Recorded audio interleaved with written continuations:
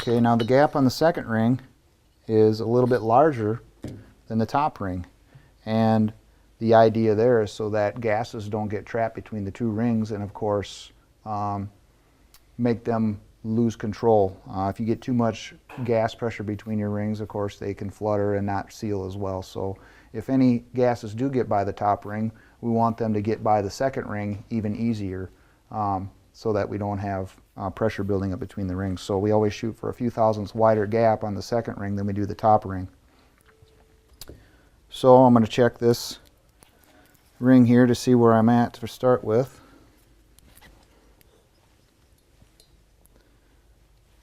That was a 15. Drop her down here. That's a 9. 11. Alright, there's a 13. 13 is about where we're at. So I want to kind of shoot for 20 to 21. So I'm at 13. I want to take 7 or 8 off of here. Let's see if I can do a little better job this time.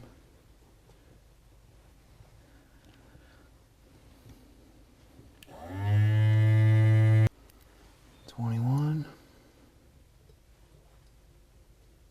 fits and slides out, so we're looking good there. I can check it with a 22, I guess, or this one jumps by 2, so here's a 23, and that's not going to go. So 22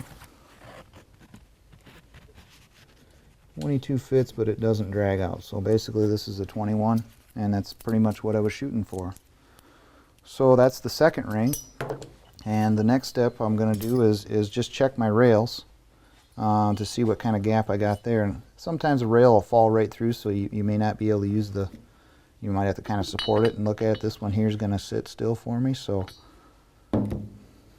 that rail has got a nice wide gap on it. Let's see what we got here. This is a 29, and it's tighter than that.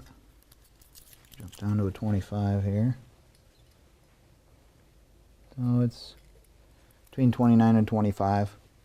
Not too critical that you know exactly what the number is, but to know that it's not, you know, 60 or 80 thousandths, or that it's not 0, of course. So I would say for this gap, anything 20 to 30 is certainly well a good target for us. So we're going to leave the rails alone. I'll check the other one real quick. The expander is essentially a spring, just pushing out on the rail, so it's a combination of the two that gives you the oil control and the force on the wall of the cylinder. There's a 25. Let's see here. Go down to a 23, and the 23 fits. So basically within spec. Alright, and this expander has probably a, you know, roughly 100 thousandths gap when it's in the bore. And of course that gap is going to close up when you put the rail on there, because the rail is wider than the expander. So it's gonna push that gap together, and when that gap hits, you essentially have a spring being compressed, and that's what pushes out against the wall of the cylinders, the combination of the two, the rail and the expander. So enough about that. I'll move on to the other cylinder. So the next step is to, now that we're done grinding the rings, we wanna file this edge right here, so that we make sure that there aren't any burrs raised, that as this ring in operation rotates around the piston groove, because they are going to move in operation, it doesn't eat away the groove. So we want to have kind of a chamfer on this ring. And so what I'm just going to do is take a hand file, and I'm going to hit this edge, and I'll hit the top edge or the bottom edge as well, so that I make sure that the ring isn't going to produce some wear on the ring groove while it's running. And I'll do this even on the edge that I didn't grind. I'm going to hit this edge here, and then I'll flip the ring over. I'll do the same on the other side, and I'll do that on the top and the second ring to make sure that the rings don't do any damage to our piston. So I just got on the edge of the bench here. I'll set the ring on it and support it with the bench and I just got a small file, I'm just going to run the file over the edge of the ring here. Just light pressure until I can see, you know, a shiny edge all the way across it. And then I'll flip it over. Now let me do both sides here. Turn the ring for the other side.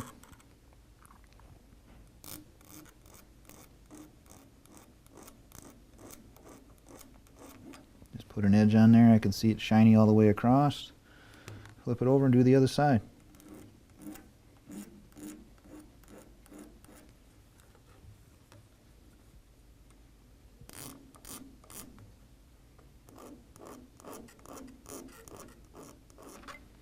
All right, now that we've gapped the rings and deburred the ends of the rings, want to wipe down the cylinders again because of course we were grinding on the rings and whatnot. And of course if you want, you can take the whole cylinder back to the sink, wash it thoroughly again, and then of course wipe it down with oil. So I'm just going to take a paper towel here and a little bit of oil on it. Kind of messy, but gets the job done. Make sure I get all my ring debris out of there.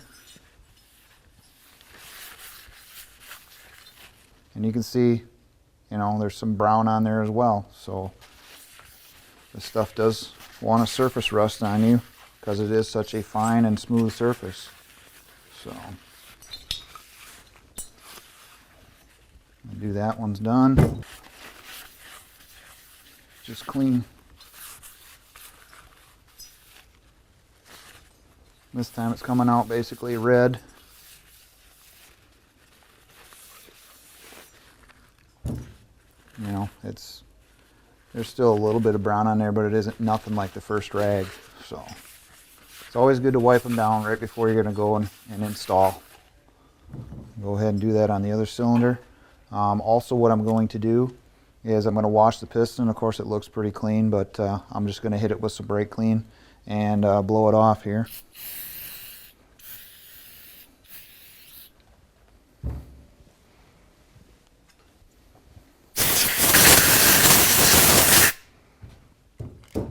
Okay.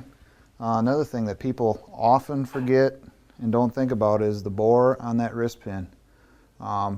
It's basically a heat treated or carburized part, and the ID bore on a lot of wrist pins isn't necessarily, it's a scaly surface, and so it's always good to take a pipe cleaner and the brake clean and run a rag through whatever, but at least swipe through that bore and get that clean. So I got a wrist pin here, and I'm just going to show you here how this one was just out of the package.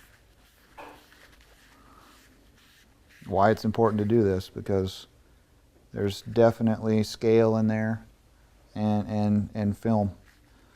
So get in there and get all the way through and get all that debris out of there.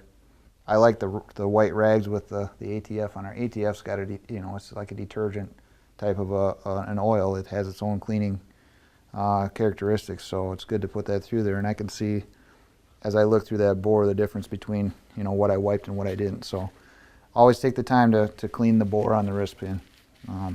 Clean all your parts. It's certainly up to the end user to make sure that everything is clean before it goes together. So can't stress enough how important it is to clean all your engine components before you put them together.